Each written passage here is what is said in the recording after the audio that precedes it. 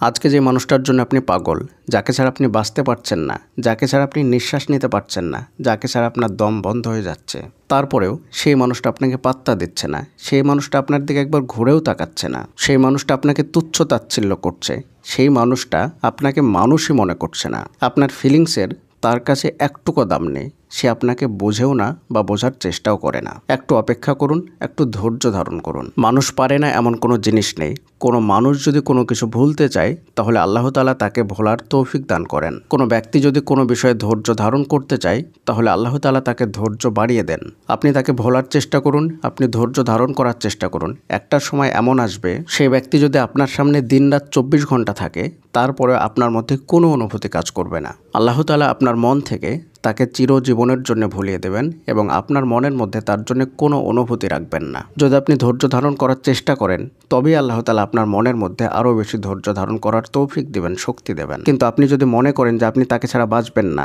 তাহলে আল্লাহ তাআলা আপনাকে তাকে ছাড়া বাঁচিয়ে রাখবেন, কিন্তু আল্লাহ তাআলা আপনাকে কষ্ট দেবেন। মানে তাকে ছাড়া আপনাকে বাঁচিয়েও রাখবেন এবং তাকেও কখনো আপনি পাবেন না। এটা হচ্ছে দ্বিগুণ কষ্ট। সেই ব্যক্তি যখন আপনাকে অবহেলা করছে, সেই ব্যক্তি যখন আপনাকে দূরে ঠেলে দিচ্ছে, সেই ব্যক্তি যখন আপনাকে চায় না, তাহলে জোর করে কারো উপর বোঝা হতে যাবেন না।